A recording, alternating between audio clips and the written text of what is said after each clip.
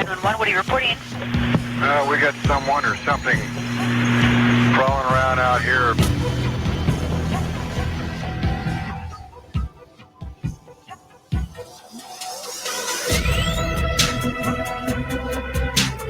All I can remember is flipping the light on, and I see this creature, and I knew in my heart, I knew in my mind, the whole night, this isn't a man.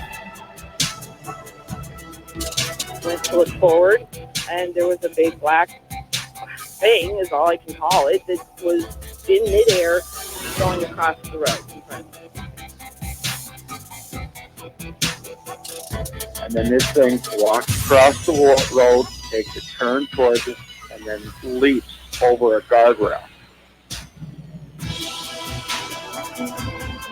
And the whole time, the whole thing was shadowing us, right behind us, right outside of us. You could kind of see the thing moving through the woods. There are thousands of perfect people whose word would be good on any other subject who describe getting a good look at an enormous hair-covered upright animal. And that is a fact.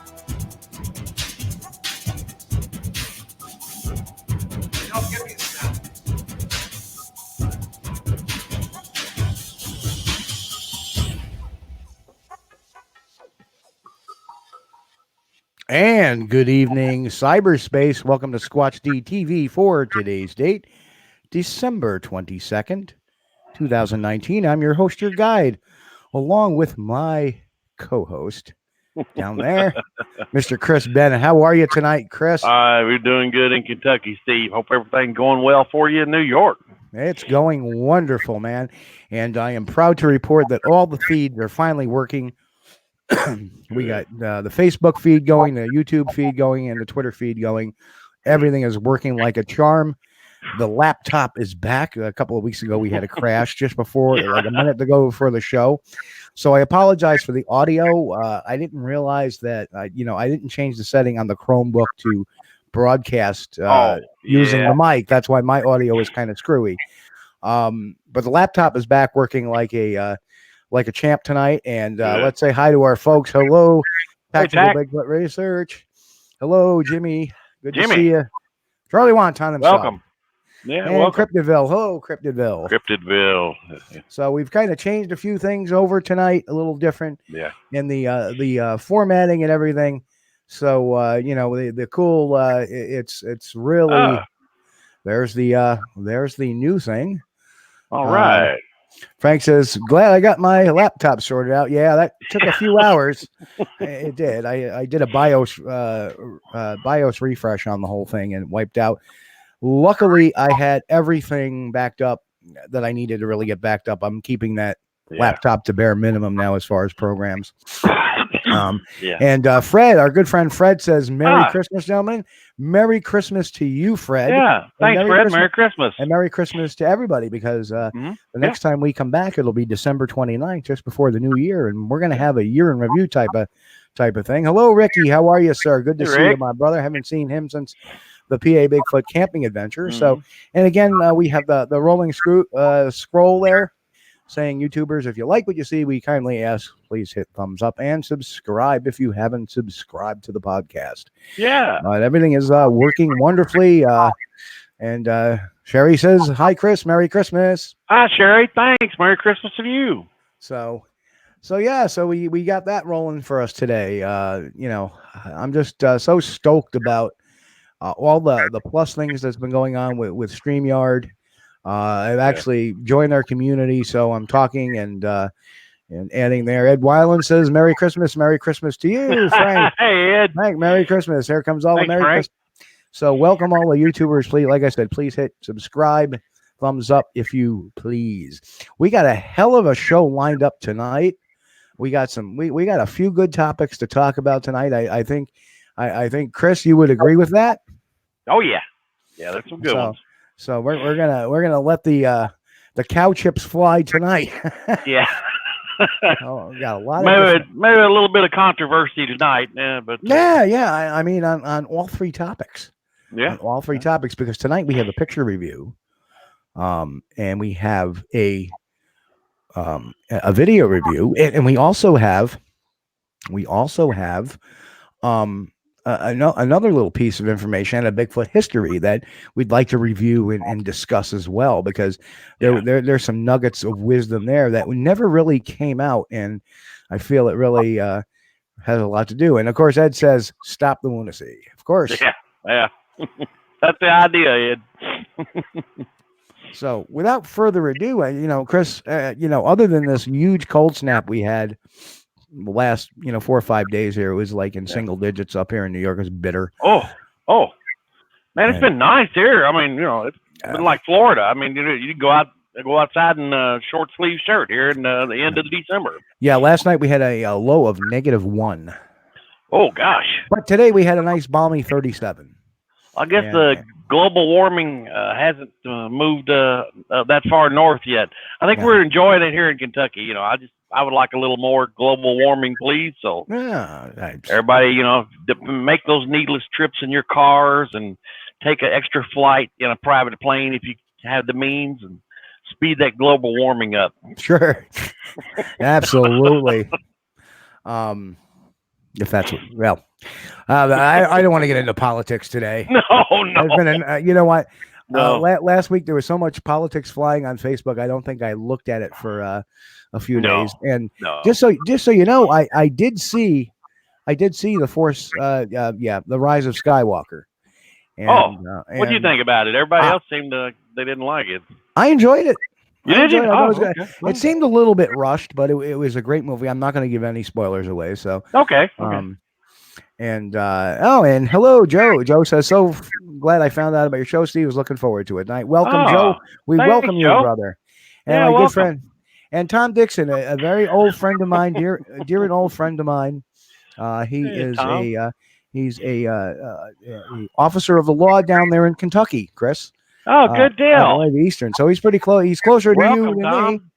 And of course, my good friend Dan Dorsey, yes, from the supernatural power. I'm gonna mess that up. I'm sorry. Get it. The supernatural paranormal team. There you go. And they're out of Tennessee. Great folks out there, and looking forward to doing some work with them. Oh yeah. John says hello, John. Welcome. Hey, John.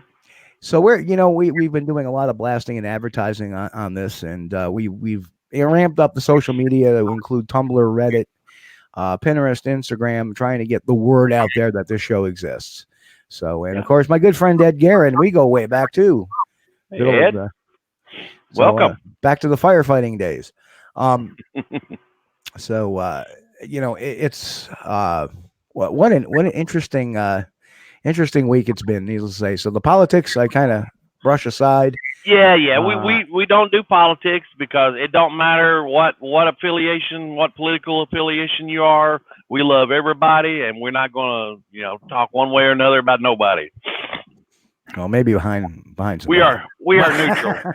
We are neutral. We are neutral.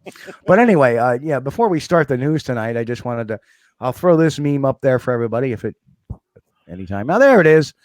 The Mandalorian. Oh. And that's a spoof of the Karen and Cat meme. So well, I thought that was kind of funny. And the Yoda speak anymore. So I thought that was kind of funny. Baby Yoda, Baby Yoda stole the show, man. Yeah, he sure did. Everybody's talking about Baby Yoda. But, I did hear on the news that Disney has not claimed that it is Baby Yoda. No. It's not, unless he's a clone. And I mean, this happened after Yoda had died. Not to get onto some Star Wars geekdom, but I've been watching The Mandalorian on Disney, and I think it's a phenomenal series. It's a lot of fun, and it kind of meshes into like an old Western almost. So, what days does that come on? Is it on the Disney Channel, or you get it online? Or you get it online on Disney Plus. Okay. If you have Verizon, Verizon is offering Disney Plus free for a year. Oh. So I had Verizon. I was paying for it. I paid for it for the first month, and they said, "Oh, Verizon's offering it for free." So now, but the cool thing about that is that they have the Mandalorian. It's kind of like this old way. It's kind of like a Western science fiction type of thing. Yeah. But next year they're going to be premiering Kenobi, a series about Obi-Wan, while after he left the babies with Baru, Uncle Owen and Aunt Baru. But you know what the cool thing about Kenobi is? Ewan McGregor is playing Kenobi. He's coming back to play Kenobi. So that is yeah. So I've seen some of the trailers for that. It looks phenomenal. So you know, I mean, it's. I mean, yeah. Well, I mean, when you think of the young Ben Kenobi, you're thinking Ewan McGregor. I mean, he just made it perfect. It was great. So they're not replacing him. He's going to be the Kenobi in the movie. Good deal. And he's a little bit older now since he played Kenobi, so that all kind of fits. Yeah, that works. See, yeah. When he first met Luke, he was an old man. So perfect. Well, actually, when he first met Luke, he was a young man. He gave him away. Let's get into the canon of things. But anyway, let's get on to the news for tonight. I think, Chris, that's what people are looking for is for Bigfoot. Oh, yeah. Sorry, folks. Go ahead. The two geeks get carried away here. Okay, folks, here's the news for this week. The news and intro topics. Enjoy. I'm going to kill the banner real quick, or the ticker, and off we go.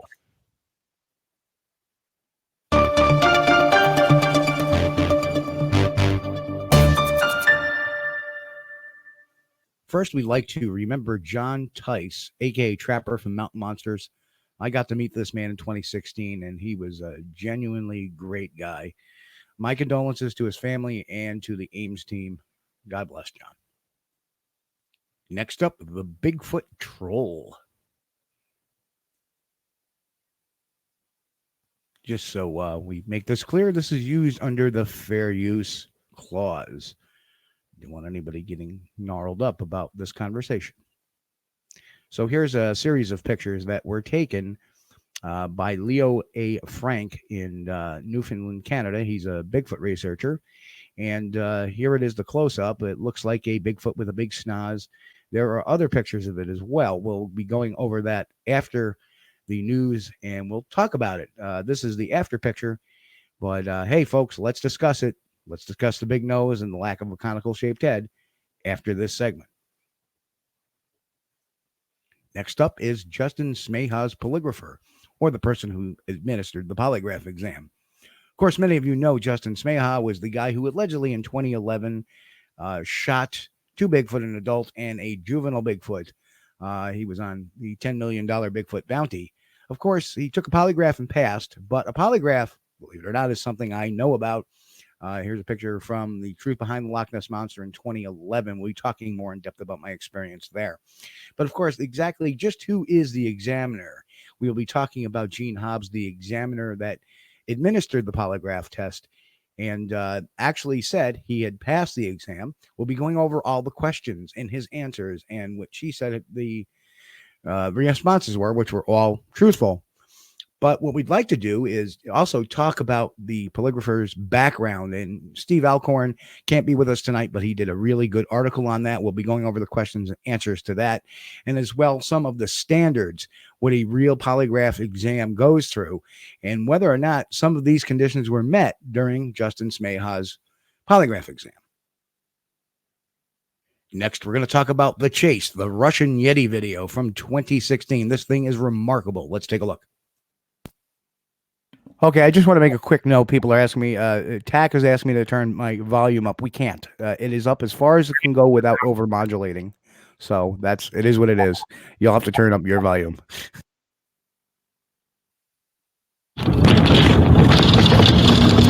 Снимаешь? Да, снимаю. Где он? Вон он стоит. Угу. Сейчас стой вот так отсюда. Пиздец, он скрылся. Он! Его не видно. Его не видно. Он стоит, он знает, что мы снимаем. Он идет туда, нет! Не подходи.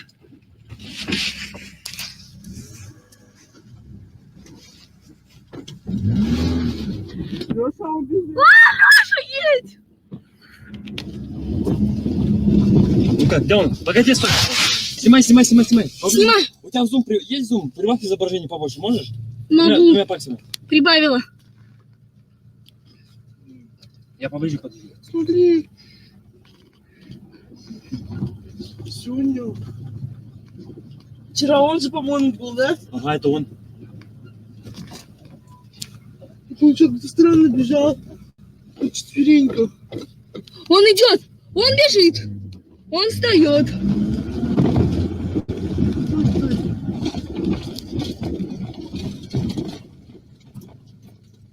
Что за хуйня?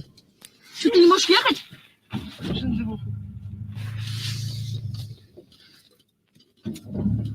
Лёш. Прогулка? Лёш. Не паникуйте вы сейчас. Лёш!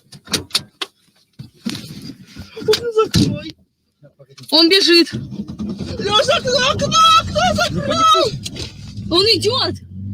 Лёш! Он бежит.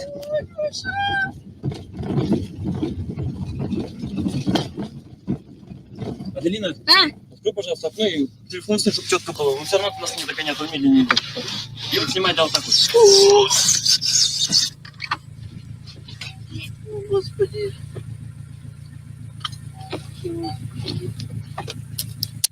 Все, окей, давай, снимаю. Только главное, едь.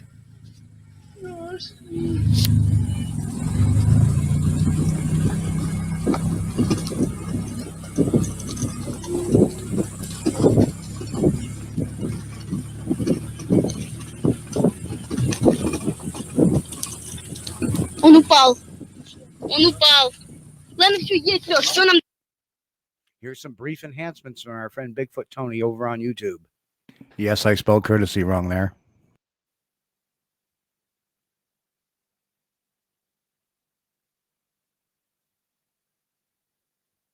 Okay, folks, that's the news for this week. Let's talk about it right now.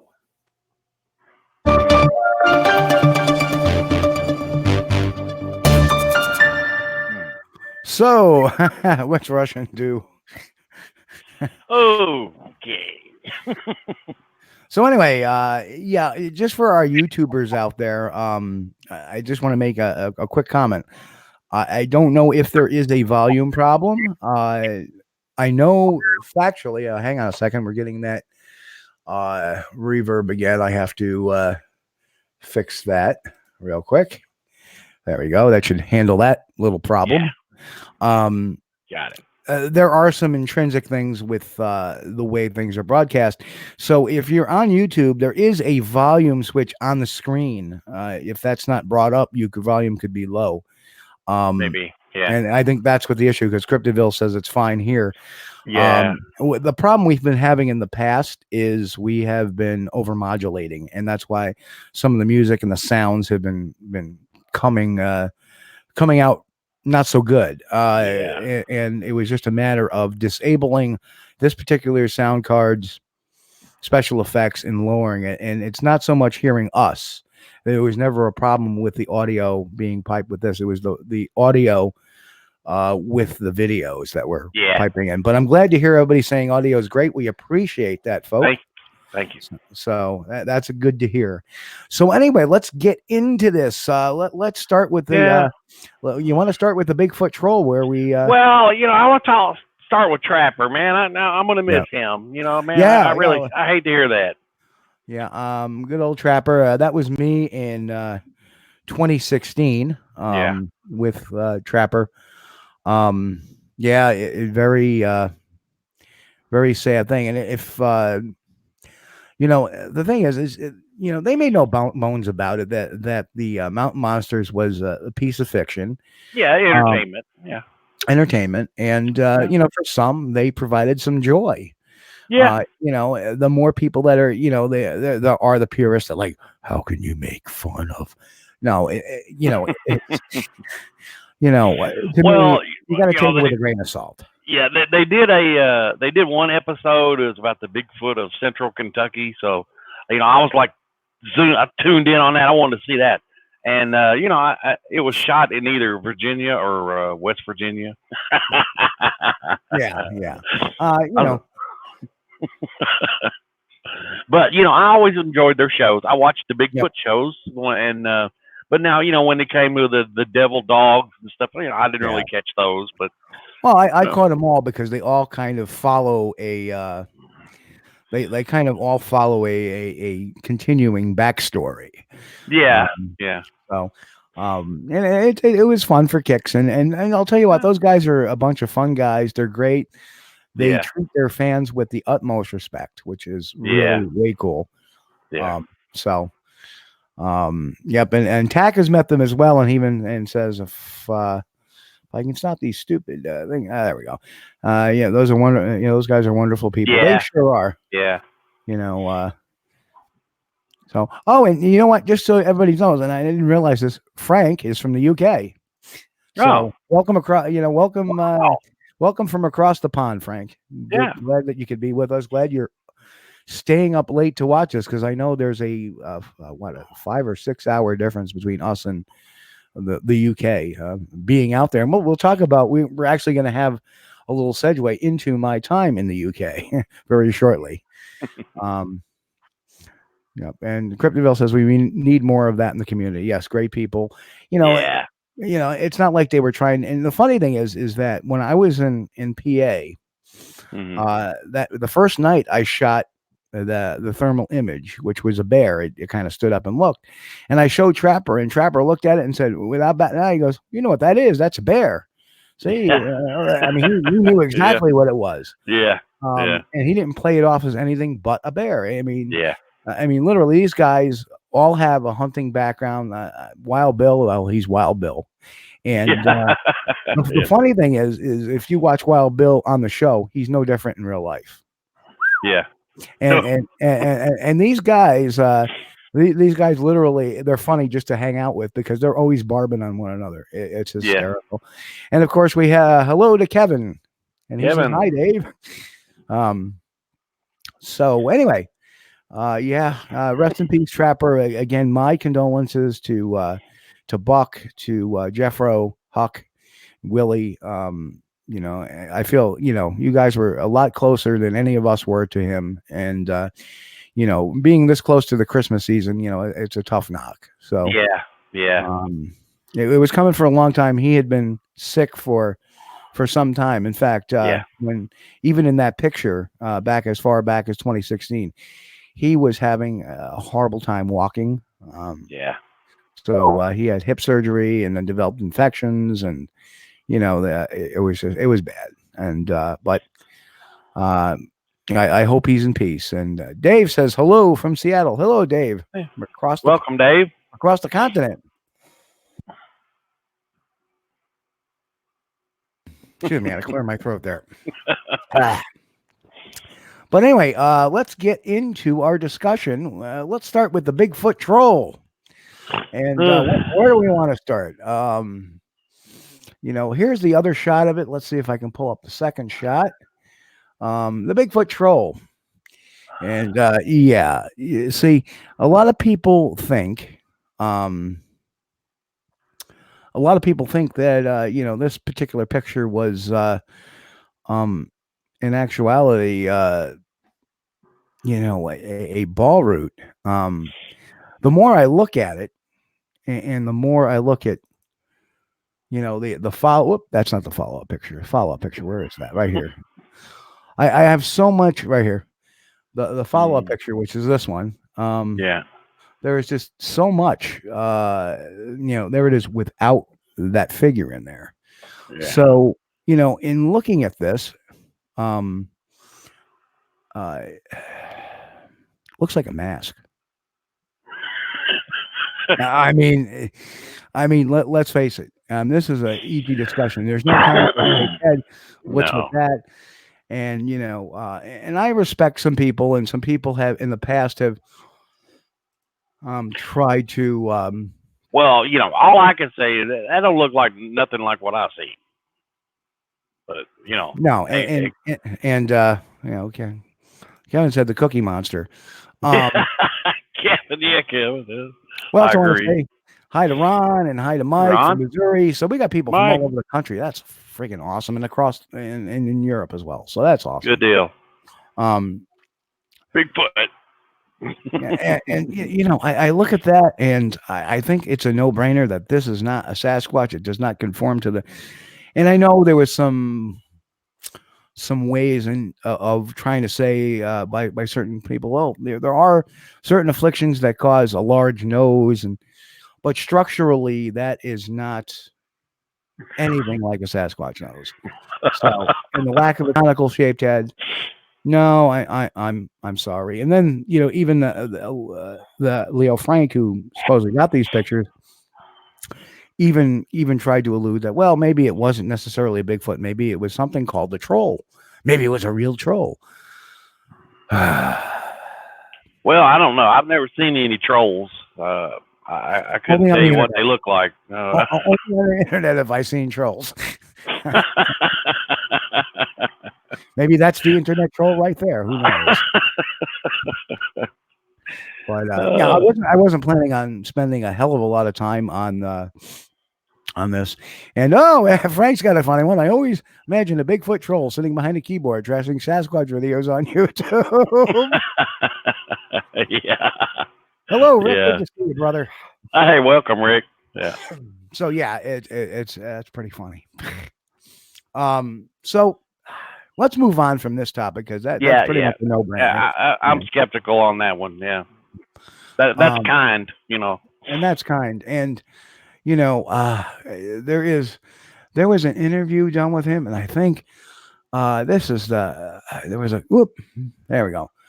You know, there was a comment too saying, "Are you going back to the area soon?" No, of course, health issues. You know, I don't know. All right, so I'm going to take a long break from field research. Yeah, that's what usually people do when they do that kind of stuff. Well.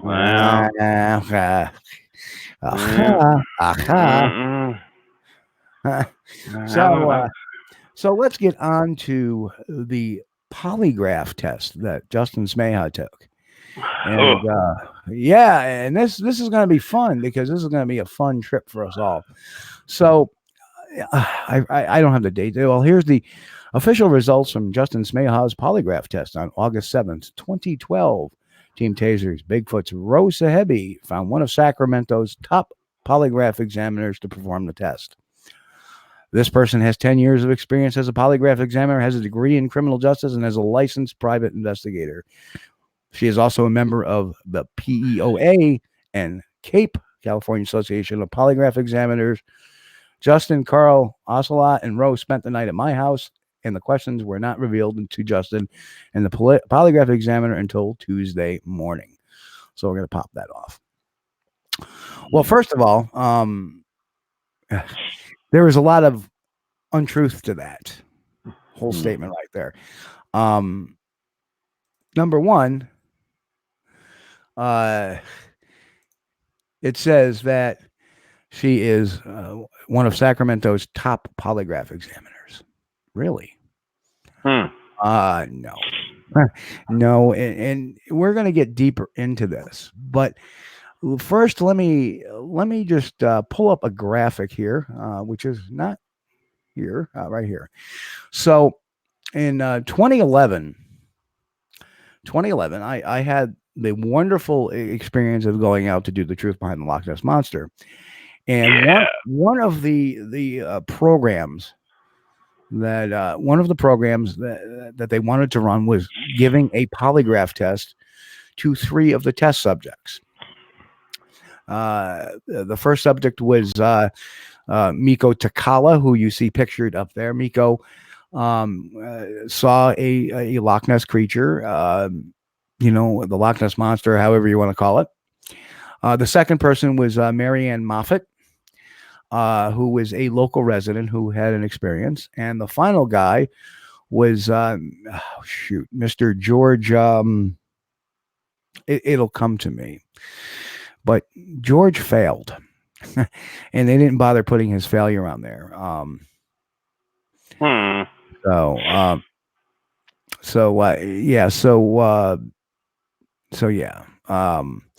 But I ended up spending a lot of quality time. A lot of people don't may or may not know this. I am a trained forensic interviewer. I've been doing forensic interviews now for At least. I think my first one I did was 1994. So we're talking, I've been doing, forensic interviewing for 25 years now. And the cool thing is when I met David Bird, who is the polygrapher, he was an investigator for Scotland Yard for 30 years and retired to actually become a polygraph examiner, went to school in Canada, a 6-month academy in Canada that goes soup to nuts with how to run the polygraphs and how to read the polygraphs, even without the computer. His job is not just to rely on the computer, but he also looks at the graphs and interprets themselves like the old time machines and see if everything matches up. Yeah. There is a pre-interview with the subject. There is a discussion of a number of things. So this guy really kind of taught me the ropes, and I'll tell you, this guy just on a whim made me squirm about just having fun with me, and he showed me how a proper polygraph examiner lines up the exam. They sit him down. There's nobody else in the room. In this case, when they shot this, yes, there was a cameraman who was running the camera and there was an audio guy, but they were set way back. You couldn't even see them. They darken the room so they don't become a distraction to the person sitting in the chair. Right. This is a and yes, Ron is asking about the troll guy, the troll image. Yes, it has been circulating a lot around recently, Ron, and that's kind of why I brought it up today. Yes, it was 2017, not 2016. I understand when I do these things, it was a ton of stuff. And, Joe Critelli says, I want to believe Justin, but I've heard him tell the story a few different ways. Exactly.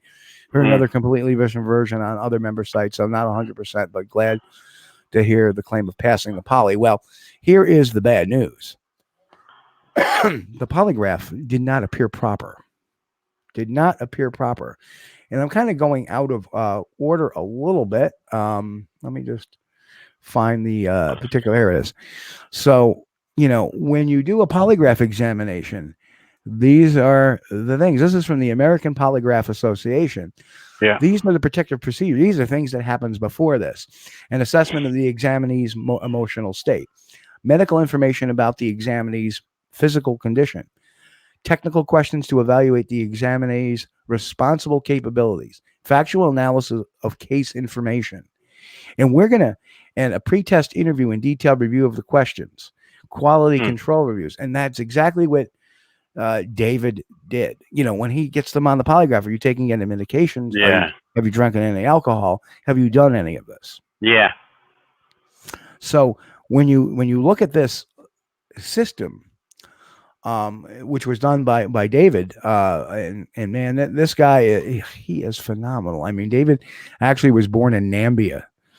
And, he makes people sweat. And, the 2 of the 3 passed when they did the truth behind the Loch Ness Monster. And we kind of, George Edwards.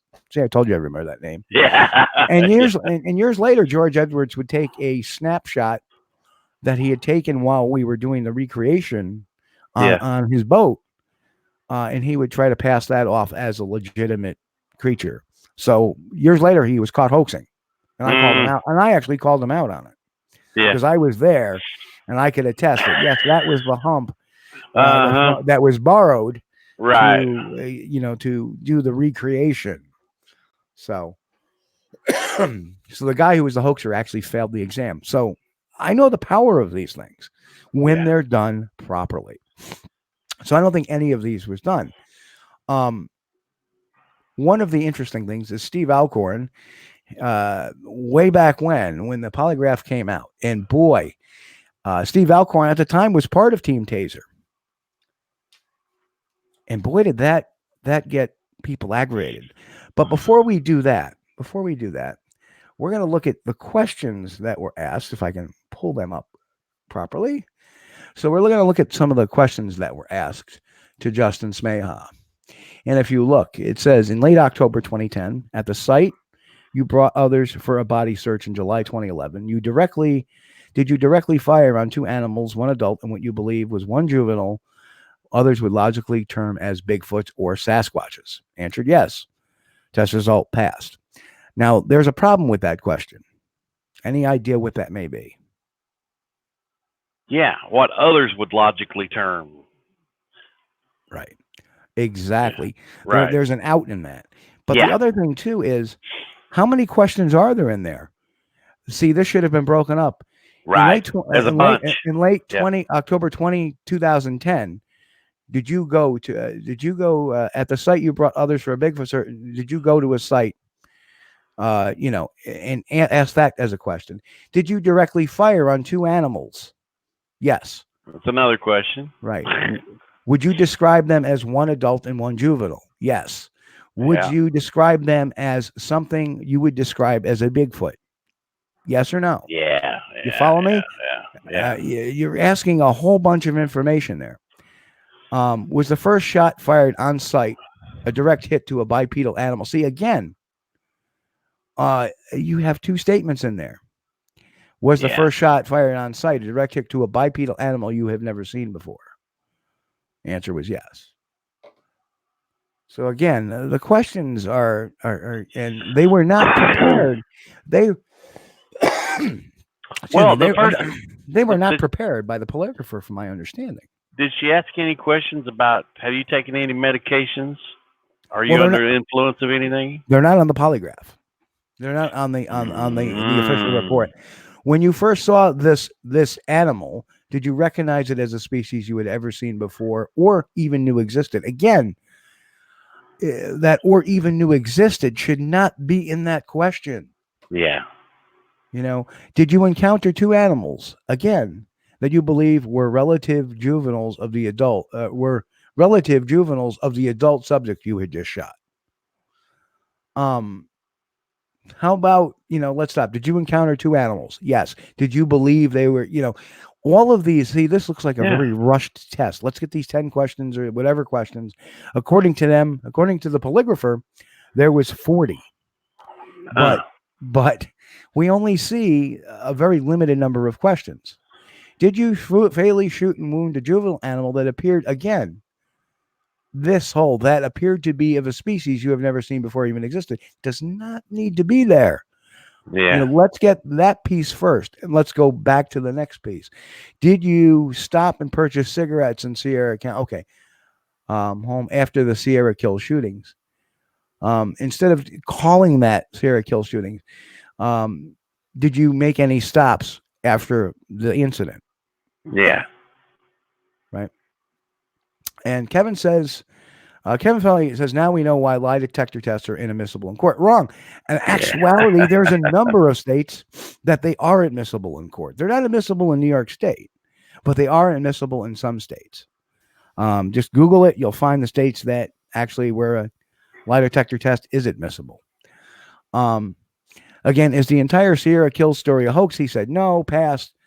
Okay, so there's 8. Let's go to page 3. Here's some more questions. Again, would there be, or do you have any reason why you would make up or lie about the statements? Again, too many statements. Instead of saying why would there be, or do you have any reason? Those are 2 questions right there. No wonder he asked those questions, because they're not. Did you lie about? Did you make up the story of the Sierra Kills? Is that asked directly? No, it's not. It's all this minutia around the questioning. Yeah. Right. And they go into a little. Were you frustrated not being able to locate the carcass on your first return to the site? Okay, that's a fair enough question. Again, but you see, these questions shouldn't be paragraphs. They should not be paragraphs. And of course, the final page, we have here that says, did the artist renditions accurately depict the animals you shot in Sierra Kills? Okay, that's a good question. After the shootings of these strange animals, did the Department of Fish and Game show up at your house? That's a good question. Did the strange animals you shot in the Sierra Kills incident look like large human dressed up in a bear suit? Again, too much. Is it possible? Is it possible? Do you believe that the people that you shot were people, or the things you shot were a bear? Yes or no? How about that question? There you go. I bet you that would have Yeah. elicited a response. You see, Yeah. there were no test questions at all to see if it was something else. Right. Like if you're going to test this, when you do a proper polygraph examination, as I would do a proper forensic interview almost, Yeah. is it possible that you shot a bear? Yes or no? There you go. Did you shoot a bear? Yes or no? Were these bears not a Bigfoot? Yes or no? You got to put that out on the line. These are soft questions. All of them. They're soft questions. That's why they have so much language in them. Right. See? And so you're looking at all of this, and it turns out that the forensic testing on that, the DNA testing, turned out to be bear. Yeah. And then the story changes. So we have this. So they try to throw this polygraph test in our face. So as and Sean says, I've heard people can be trained to pass these tests. That's true. Exactly, Mike. Yeah, he could have passed an Ewok question when asked that way, right? You're exactly right. You're exactly right. I think anybody with a couple of volumes in their system can pass the polygraph. Well, yes and no. See, again, I go back to, you see, here's where the level of ignorance rises. Mm-hmm. The polygraph examiner, points to the machine as the end all be all.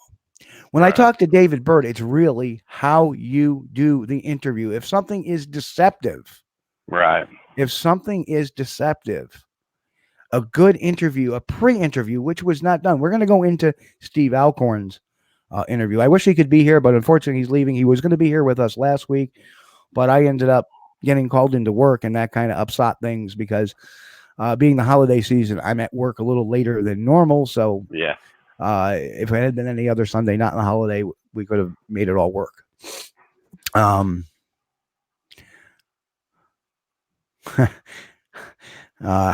I tend to agree with that, Lowrider. So let's look at and I got to pull this up here. Oh, actually, I don't have. I'm just going to read it off because I have the actual.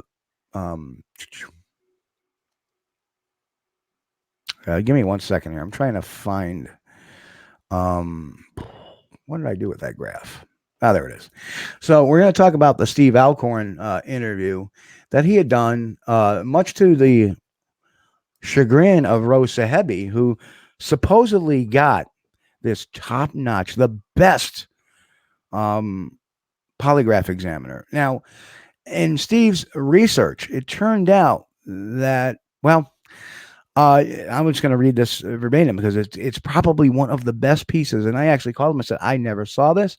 And I got to say that this is probably, so who requested that Smeja provide a polygraph test? Rose Sahebi. Rose Sahebi is the one who did it to him. And allegedly he didn't tell Justin ahead of time. So, so anyway, let's get on with this great article. And the blog is still there. It's called Sasquatch Scoop. This was written on August 20, 2012. Justin Smeja polygraph examiner interview. In my last article, I raised some questions as to the validity of Justin Smeja's polygraph test based on what I discovered about the examiner. Some of my conclusions were wrong, some were right. Jean Hobbs, the examiner, was kind enough to address the questions I had about Justin's test and her background. I had reported that Jean was associated with a Mr. John L. Grogan. Jean denies the case, yada, yada, yada. She has provided some links and interviews and invite you to check out. Okay, so what we got wrong, he stated, we contend that Jean had dealings with John L. Grogan. Jean denies having any association with Mr. Grogan. Jean does not own NorCalPolygraph.com. However, she does own NorCal Polygraph, the physical business, all of which she still does today. The funny thing is that when I looked at the website, it looked like it looked like one of those free websites. It was horrible. it was not pretty. So what we got right, well, here is the big thing. Miss Hobbs, is that her name? Yeah, Miss Hobbs was not a member of the California Association of Polygraph Examiners, and she wasn't a member of any particular organization like Rosa Hebe said she was. Interesting. Now, just to do a little side note, I did a license search whether or not she was ever a private investigator, and she was not. She worked for a private investigator, but she herself was not a licensed private investigator. At least not that I could find on the California Department of State. Right. Nor when I ran a background check, no professional licenses popped up. Right. In the state of California, you do not need a polygraph license to conduct polygraph exams. Okay. These are all facts. These are all facts before this article. So, question number 1 was in the Bigfoot Lunch Club article by Guy Edwards. You stated that there were 40 questions asked, but only 17 are shown on the report. Why is that? And her response was every chart formulated to have 10 questions. Wrong. Right? 4 are known truths, 2 are known lies, and 4 are relevant questions. Each chart had 4 relevant questions. It took 40 questions and 10 charts to get to the 17 questions answered. Well, where are they? Where are they? Yeah. Right? Who actually hired you to do the testing? What was the date they originally contacted you? And what date was the test performed? Roe contacted me and I did the polygraph on Saturday. That was it. What was your reaction when told this test was being performed to determine whether or not Justin shot one or more Bigfoots or Bigfoot type creatures? Doesn't matter to me what the questions my client has. I just get paid to ask the questions, and my client wants to know the truth about. I don't care or have any personal opinion on the matter. And there is the big problem right there. Well, right? She didn't write the questions in. She didn't write the questions. There's the big problem right there. Yeah. Yeah. Right? And then we have I'm having a real difficult time finding stuff on this computer today. Is this it? No. This is not. There it is. Wow. Again, factual analysis of the case information. Right. Right. Yeah. And you're going to find out why throughout this article, why she had not successfully really did her homework or did a polygraph interview the way it should have been. Yeah. So it doesn't matter to me what the story is. He gave me the questions he wanted to ask, and I asked him, well, you suck. Pardon my French, you suck. Because as a polygraph examiner, as Mr. Bird has told me, he gets the questions and then he formulates it to the way it would elicit a proper response. Right.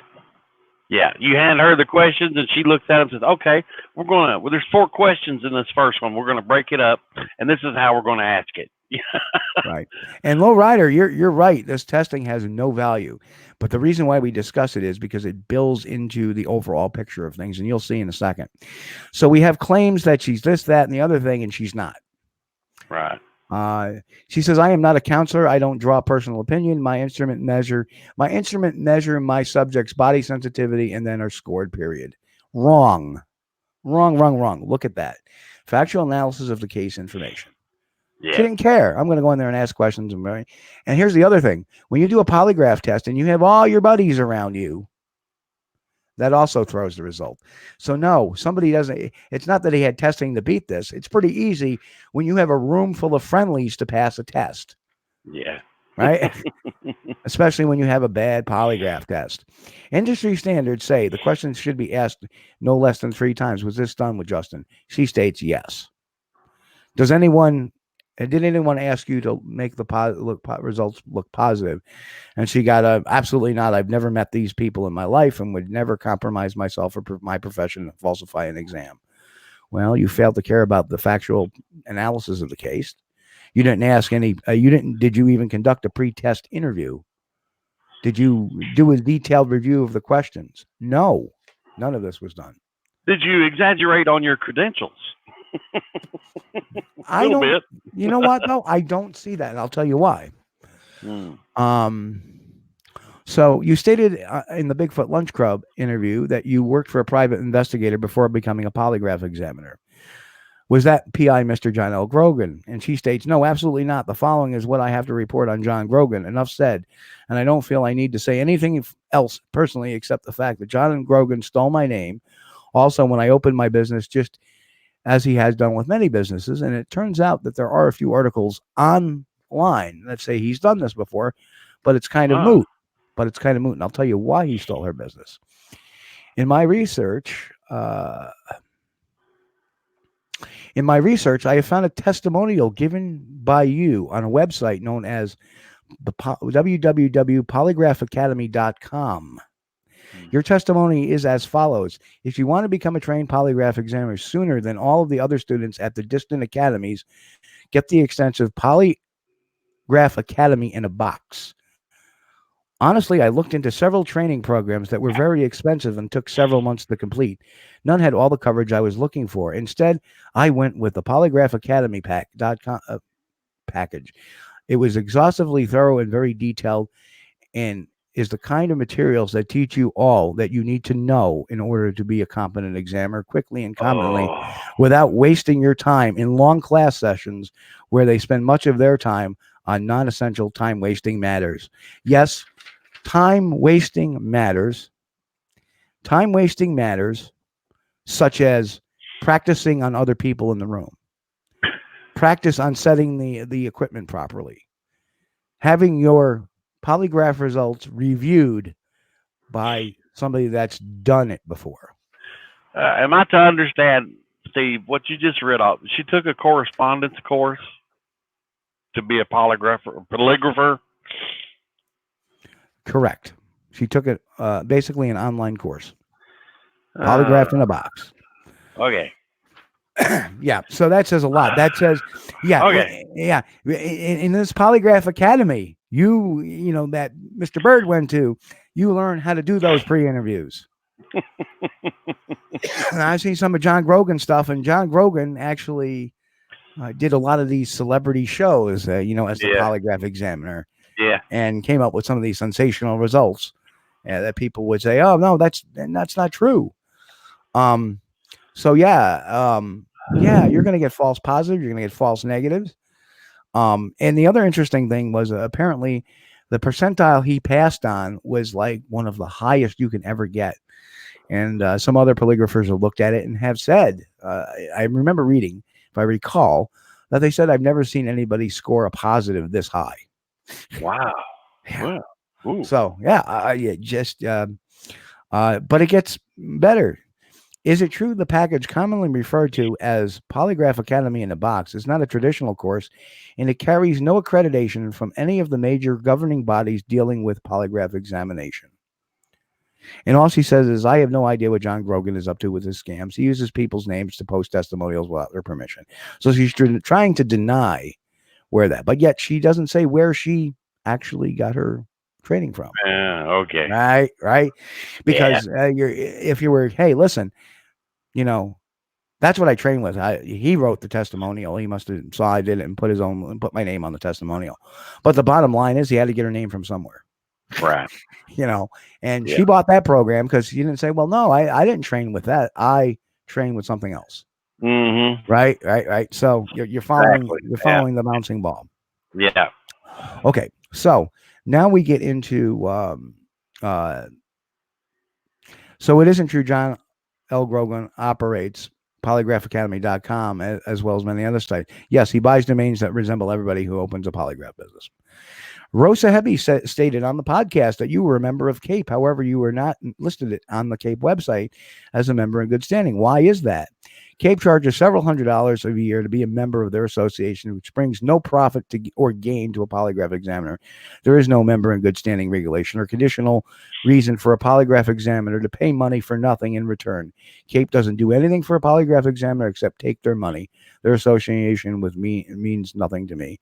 Roe also mentioned you were a member of the PEOA. My research shows that the PEOA was organized by John Grogan. Is this true? No answer. Have you had any other verifiable polygraph training? And then she states, I am no longer a member of any association because they do nothing but take money from members. There are no benefit for being a member of any other association. Yes, John L. Grogan does run PEOA, and he just steals money from his members. And if you were an associated member, you have to pay, blah, blah, blah, blah, blah. I have nothing to do with John L. Grogan again. So, but she knows a lot about it. Huh. So we're getting close to the end of this thing.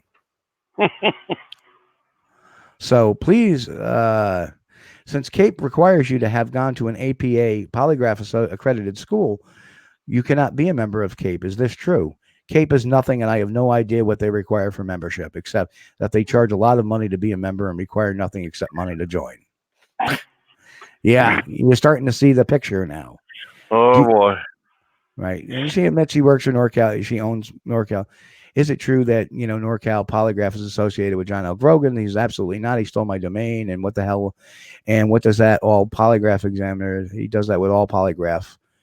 According to the Better Business Bureau, Mr. Grogan's company sold Gold Star Investigations. Again, she states, report lists Polygraph Academy. Can you explain this? And she goes, read the links I sent. Also, according to the Better Business Bureau, companies offering private investigator or private patrol services are required to be licensed with the Bureau of Security and Investigative Services. Yada, yada, yada, yada. In the above statement from the Better Business Bureau, true. How do you explain this? Contact a bureau. That isn't my company. Is it true that Mr. Grogan never completed any polygraph examiner course at any accredited school, only receiving an honorary degree? I know nothing about John Grogan and refuse to comment on my personal opinion. Google him, you'll understand. So there were several other questions associated with him, but she refused to answer. So there you have it. It's very clear that it's very clear. And yes, you know what? A proper polygraph test is hard to beat, trained or not trained. You can't not train yourself not to sweat. Because one of the things the polygraph machine does is measure perspiration. Yeah. The other thing it measures breathing. The other thing it measures his heart rate. So you have a trifecta right there. And yes, you can beat it, but you have to have a lot of training and a lot of practice. And if you have a good polygraph examiner, you're not going to beat it. If you're telling a lie, you're not going to beat it. I can tell you that. After talking to David Byrd, I was like, wow, very interesting. Yes, it's not. There is a level of error. Yeah, there is a level of error, and I know the crowd out there is saying, "Yeah, you're right. Yeah." But this gets broadcast to everybody, so this also needs to be stated for those who, are confused as well. So that's. I mean, Justin Smeja may be a nice guy, but I'm sorry, I just don't believe him. I don't mean I got anything against him. I just don't believe the Sierra Kill story. And that came back from the first night we interviewed him when he said that the small one that he shot looked like a boxer dog in the face. Yeah. There's a problem with that. I've seen a small one, and they don't look like. I'm not going to say what they look like, but they don't look like a boxer dog. Right. Exactly. And we can argue that case, but the bottom line is we know that. This was a major linchpin, to them, it's victory. Oh, look, he passed the polygraph exam. No. And people who know polygraph exams, like myself, and, I also had to do a lot of research on this too, bringing up this topic to confirm some of the things, and I did. And as you can see, by the American Polygraph Association, she did none of that. She just came in and asked the questions they had prepared and left. Oh, yeah, he passed. You got real deep into this, Steve, and you did what you do. And I appreciate the info myself. I hope everybody at home appreciates it. Yep. Very informative. So some of our some questions that got picked up. Sean Godet says, "Can you pick your own questions in a criminal matter?" Nope. Yeah. Somebody needs to do a voice stress analysis, even on tape. I agree.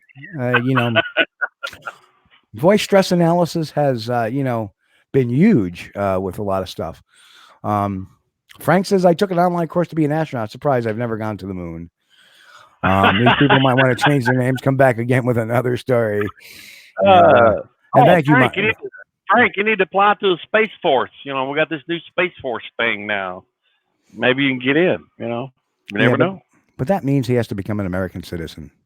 So I don't know. I don't know. You know, I served in the Air Force with guys from the Philippines and stuff, you know. So, you know, you don't have to be you can serve in the military without being an American citizen. That's true. I mean, you can join the Space Force. Yeah. So, yes, your dream of going to the moon soon could be true. So, okay, we've talked about that. Okay, next. Next topic. All right, that one's done. Let's brush it off. Okay, the Russian Yeti video. So let's talk about the Ron Bowles asked earlier if there was a translation. Yeah. Yes, there is. Got it. Yeah. It's one of those nights, folks, where I'm just talking and talking and talking. Maybe fraud. Todd Stanley can hire his incompetent lie detector too. He doesn't know it says that. Yeah. Oh, gold over there. Oh, sure, Bigfoot. Whatever you say. Yeah. If we start getting into that with Todd, we can add him to the list of people that have fallen through that device. So anyway, I don't know if we want to necessarily play the entire video back again. Do we want to show that again, Chris? Well, you know, you can. Give me a break from talking for a minute. Yeah, do that. So this is the video, the Russian Yeti video, unedited. Here it comes. Right. Mute out. Снимаешь? Да, снимаю. Где он? Вон он стоит. Сейчас стой вот так отсюда. Пиздец. Он скрылся. Он! Его не видно. Его не видно. Он стоит, он знает, что мы снимаем. Он идет сюда, нет! Не подходи.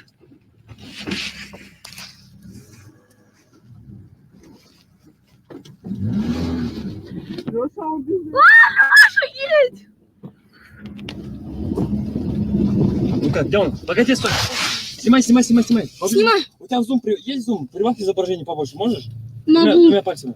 Прибавила. Я поближе подойду. Смотри. Сегодня. Вчера он же, по-моему, был, да? Ага, это он. Он что-то странно бежал.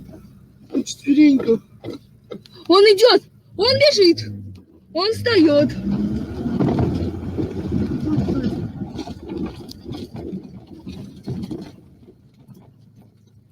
Что за хуйня? Что, ты не можешь ехать?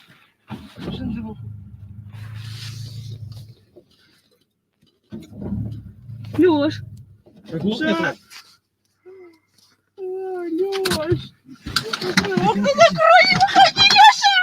Не хоть его сейчас.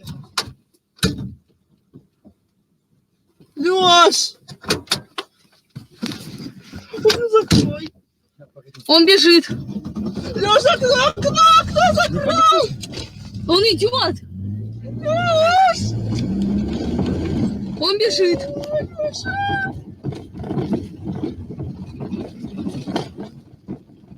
Аделина, А? открой, пожалуйста, окно и телефон сними, чтобы четко было. Он все равно нас не догонят, он медленнее идет. И вот снимай, да, вот так вот. Господи.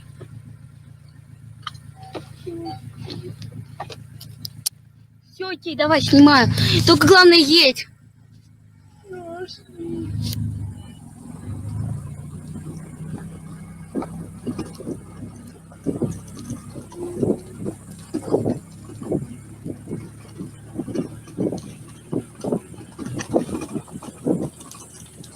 Он упал. Он упал. Ладно, все, едь, Леш. Все. And there you have it. The Russian Yeti video. So let me just scroll that back to a little something more enjoyable. Right there. All right. So here we have it. So what do you think, Chris? Your turn to go first. Well, you know what? I think from what I looked at it online, it said this was shot back in 2016. Correct. And although there has been a couple of frames that looked really good, there are a whole lot of it doesn't look good to me. Right. And I'm of the opinion that it's a hoax, because every time that this creature, whatever, starts to get closer to the car, he takes off. You know, and of course it's low resolution anyway. But Yep. I mean, that one, you got it right there on probably the best frame on the whole video right there.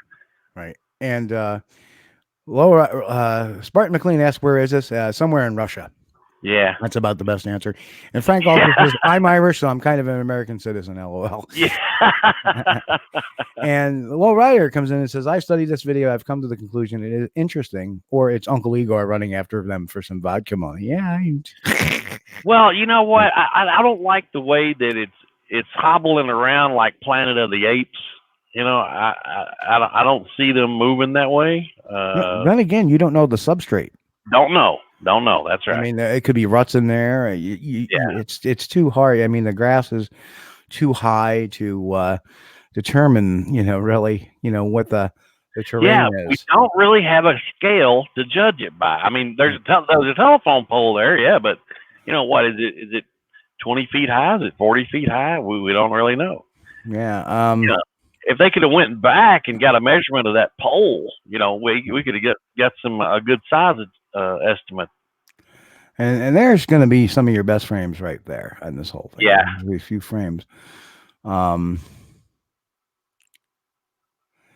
don't know. I mean, there it looks like full spread.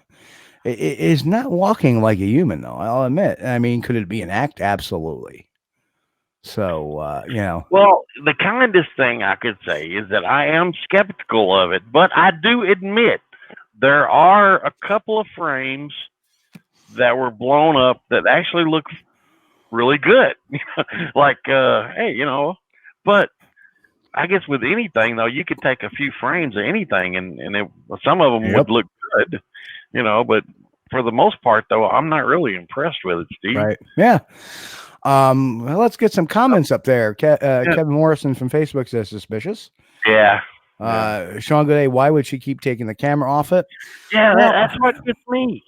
Well, she could, there was a lot of screaming, so maybe she was just scared shitless. Of course, she's watching her 6 and going, she may be saying, come on, let's get out of here. And we're going to do the translation of what was on the video. Eh? Kevin Moore said we would need scale measurements to determine height. I agree wholeheartedly. In the jungle in the valleys. So I don't know about this one. See, here's my take on this. This may be very easy because if this creature wanted to chase down the car like this video alleges, right, why didn't just take the path of least resistance and go on the road? Yeah. Right? Right. Exactly. Right. Hello all. Hi, Nikki. Good to see you. Hi, Nikki. Thanks Welcome. for popping in. Why would the creature want to indulge a car? Wouldn't you think it would want to run in the other direction? Well, I don't know. Dogs chase cars, but these things are a lot smarter than cars. Right. This is like the Russian creature. So, according to Igor Burtsev, that those dudes are mean over there for some reason. I reckon they got some kind of attitude. I don't know. Probably because they drink all that vodka. Well, Igor, he had commented on this video, and he says that after close examination, he saw some boobages. Bulges, yes, some major boobage. And he says it's a female. So yeah, I don't know. But Igor is also the one who believed that Fox gave Janice Carter the garlic, or asked for garlic too. So he lived with Janice Carter for a while. Sure did. Yep. And so did the Erickson Project. Ooh. Oh, really? Yeah. Oh, yeah. That's one of the little secrets I know in the world. Oh, yeah. But anyway, the translation was made by Igor, good God. So there's going to be plenty of bad English in it. Yeah, that's okay. So instead of they are screaming, he wrote, instead of there, they EY apostrophe RE, it says there, THIER. They're screaming, "Are you shooting?" And I would assume video. Yeah. The response was, "Yes, I did. I do." Oh, where is he? There, he stands up. Yep. Take it off. I believe he meant to say is take off. Right now. Stay like this. Up, he's gone. Up, there he is. It's not visible. It's not visible. He's standing. He knows we're filming. That I find kind of strange language. Yeah. He knows we're filming. He's coming. Stay back. One of the girls, Leisha, which is the I guess the Russian equivalent to Alex. Leisha, he's running. Leisha, run. Well, where is he? Wait, shoot. Get closer. Filming. You have zoom. Got a zoom? Add a bigger picture. Can you? I can. With 2 fingers. Added. That's where it kind of zoomed in there. Okay. I'm coming closer. He got back up. Look. Yesterday, he, in my opinion, was right. What I'm saying is, what I think that meant basically is yesterday, I had a different opinion. Yeah. That's him. He's somehow so weird, ran on all 4s. He's coming. He runs. He's up. Stop. What the bleep? Engine stopped making noise. Why can't you go? The car stalled. Lish stalled. And window close. Don't go out, Alex. So window, close the window. Right. Don't panic. Lesh, close the window. Wait a minute. He's running. Shut the window. Close the window. He's coming. Alex. He's running. Alex. Adeline. Please open the window and see the phone. Basically, let the phone take a clear picture. Anyway, he's much slower. He will not catch us. So take it off. That's so. I mean, some of these translations. Oh my God. Okay, let's just take off. Most importantly, drive. Are you feeling sick? He fell. Okay, enough. Run. So that was the wow. The language on it sounds legitimate, but just their panic. Yeah. My guess could be though, could it be somebody in the suit just hoaxing them? It's possible. Yeah. Was this video directed by Rick Dyer? No, but you know what? Actually, I think should be directed by Rick Dyer. What's that? Hang on, it's coming. This Bigfoot right here looked like his body. Yeah.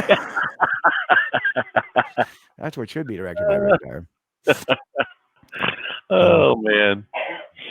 Well, I wasn't really that impressed with this, and I don't remember seeing it in 2016. It's supposed to be from 2016, but just started making the rounds now. Yep. Right. So I don't know. Yeah, it's things resurface all the time. So I don't know. Yeah, it's Hank. That's right. So exactly what I thought. Hank. Yeah. I forgot the name, truthfully. Yeah, that's it. Yeah. So I don't know why. To me, I'm sorry. It looks kind of interesting at first, but like I say, the big takeaway I have from it is why isn't it using the road? Yeah. Why? Animals will travel the path of least resistance. Okay. So Sean said the car stalled. Did the big thing? Okay. So cars today rarely stall. But Sean, what you don't understand is that 95% of vehicles in Europe are standard transmission. They're not automatics.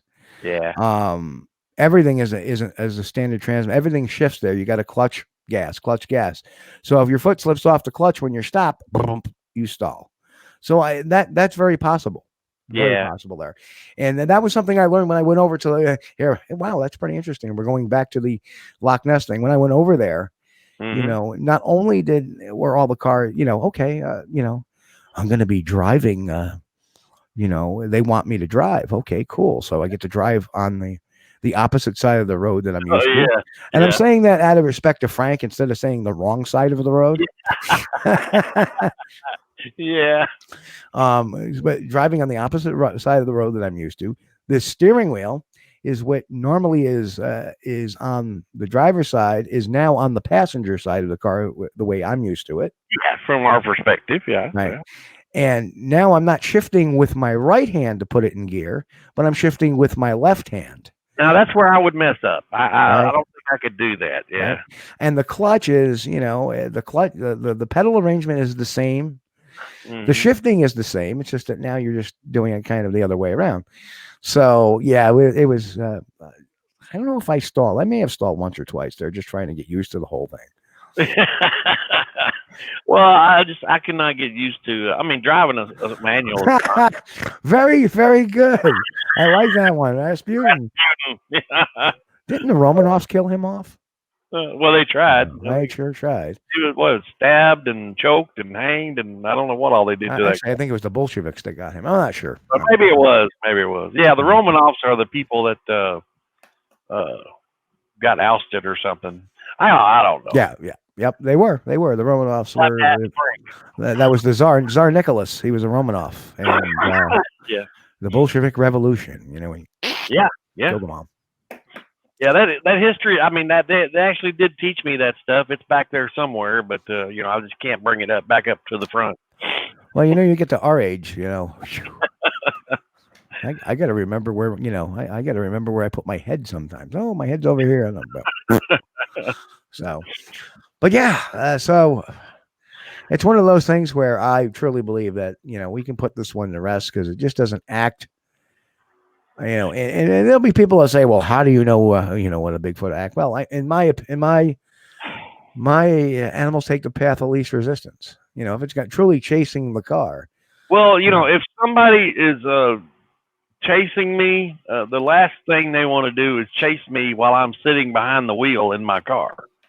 Yeah. Because that car is a deadly weapon, you know. Run that sumbitch over. Yeah, exactly. But you know, here's the other thing too, though. Let's just reset this in our heads. What if it wasn't chasing the car? It was just merely moving along the side of the road there. Maybe it truly wasn't chasing the road. It just wasn't going to change its course because of the car going by. Who knows? Yeah. You know, that's the thing. I'm going to. I do want to play another clip of a part of Bigfoot Tony's enhancements. So take a look at this. Not trying to change anybody's mind. He brings up a good point to Bigfoot Tony. He's also from the UK. Good guy. Very skeptical of things, but he has a different opinion on this. So I think it should be heard. Here we go.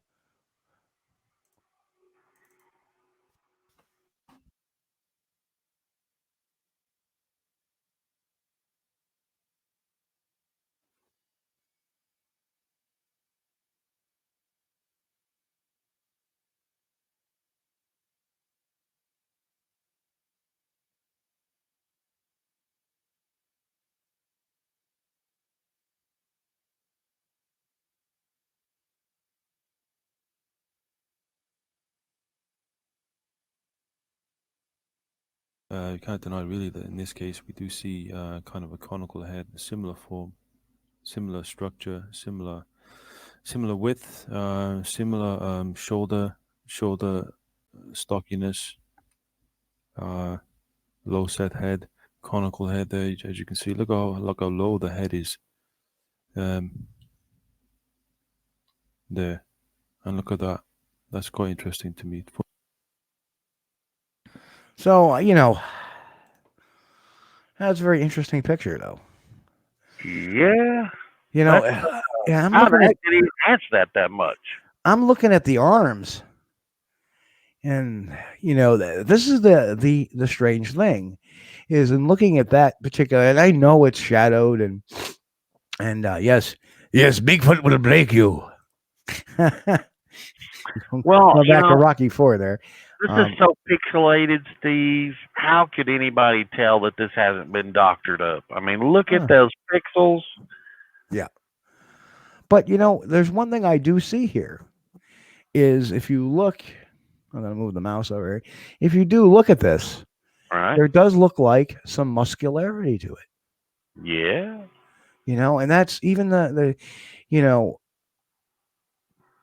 I don't know. You know, you look at this from this perspective and you're like, well, that's pretty interesting. And, you know, maybe people just thought it was chasing the car and that's why, you know, but then again, at this distance, and again, there's a big difference.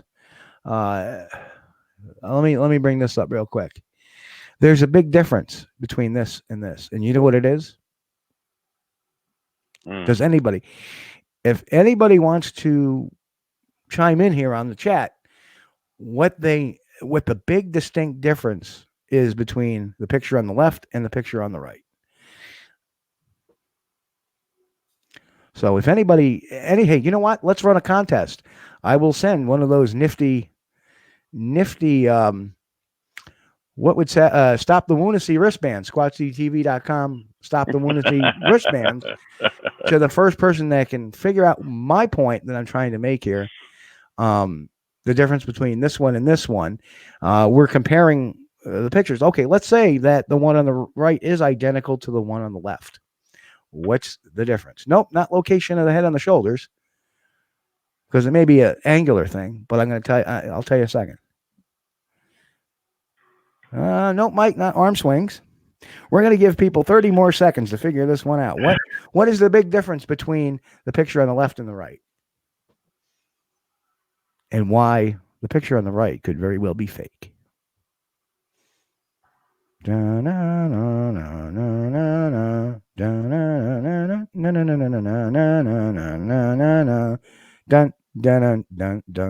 dun, dun, boom, boom. Okay, so the difference is the picture on the left was from 1967. Picture on the right was from 2016, where you have latex, you have all these available things readily available to make things look muscularly conform. There's suits to do that, stuff like that. That is the issue there.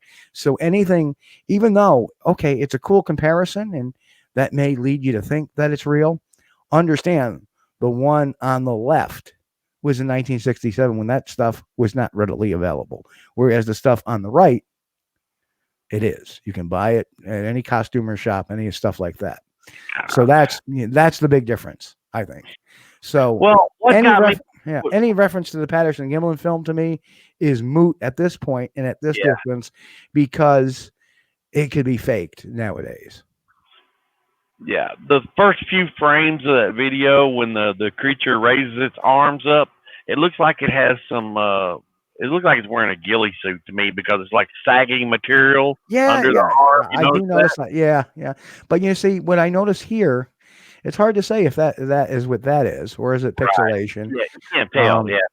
You know, it's just so pixelated. But there were some really good answers there. You know, arm swings.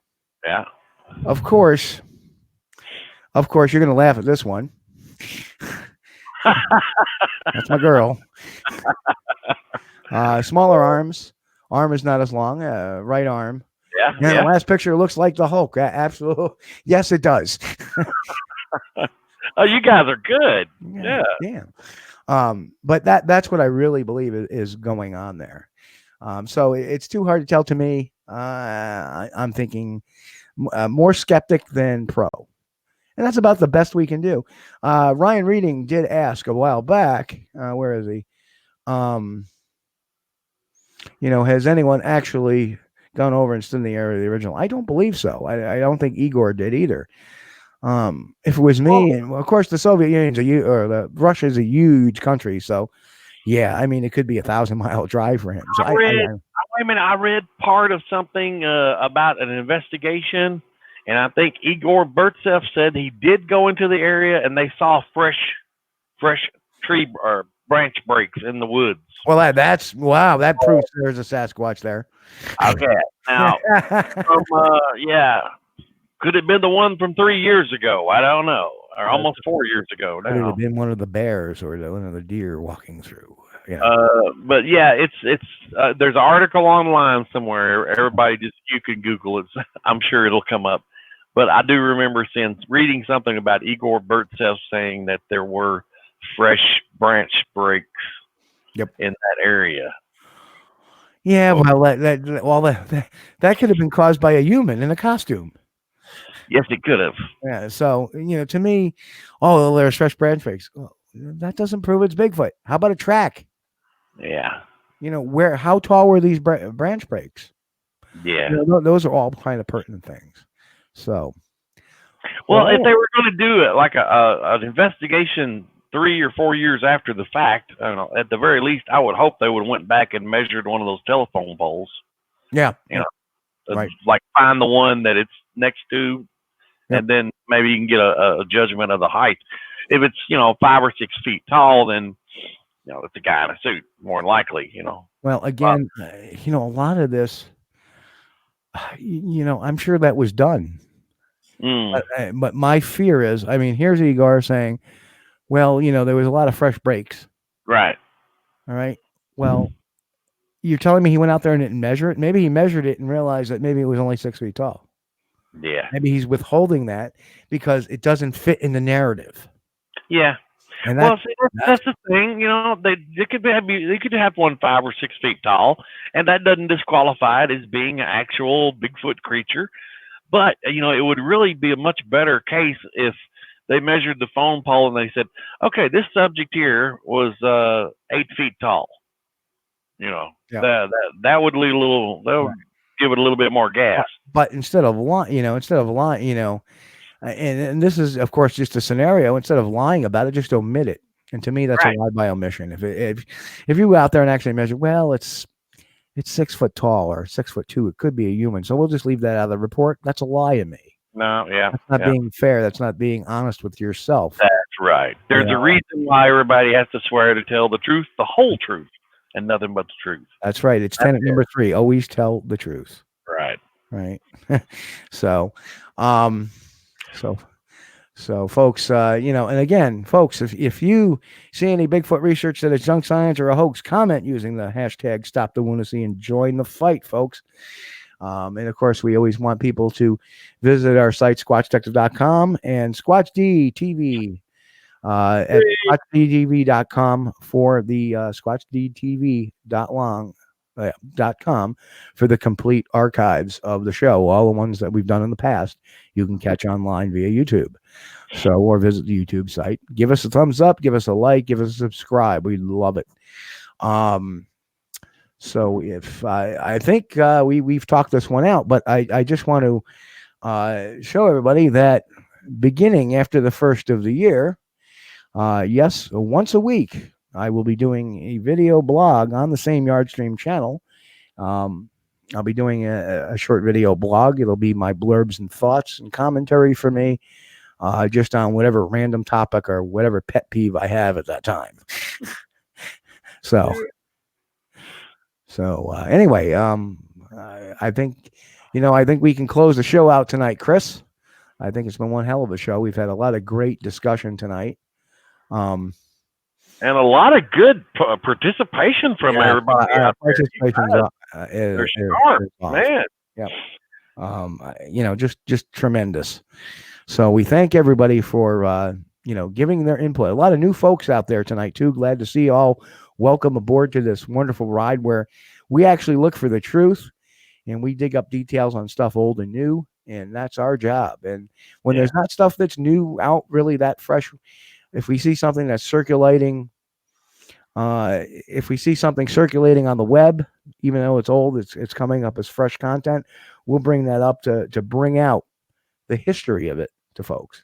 So, and with a little more in-depth coverage than you necessarily see on Facebook and the like, we're going to bring out the details. That's our job. And same to you, my friend, Lowrider. Thank you. Merry Christmas. Happy New Year as well.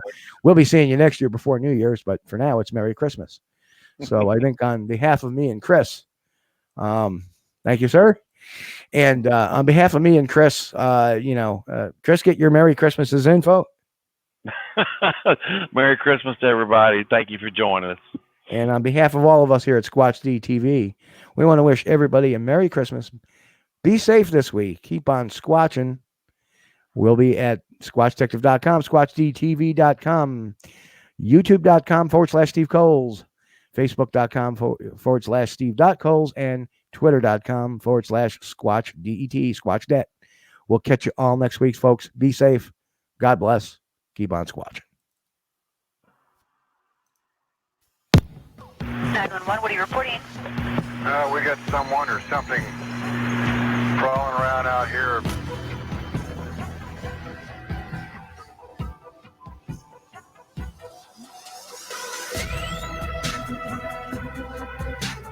All I can remember is flipping the light on, and I see this creature, and I knew in my heart, I knew in my mind, the whole mind, this isn't a man. Went to look forward, and there was a big black thing, is all I can call it, that was in midair going across the road in front of me. And then this thing walks across the road, takes a turn towards us, and then leaps over a guardrail.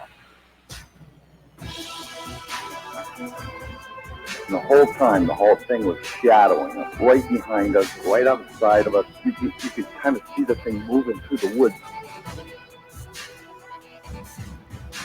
There are thousands of perfect people whose word would be good on any other subject who describe getting a good look at an enormous hair-covered upright animal. And that is a fact.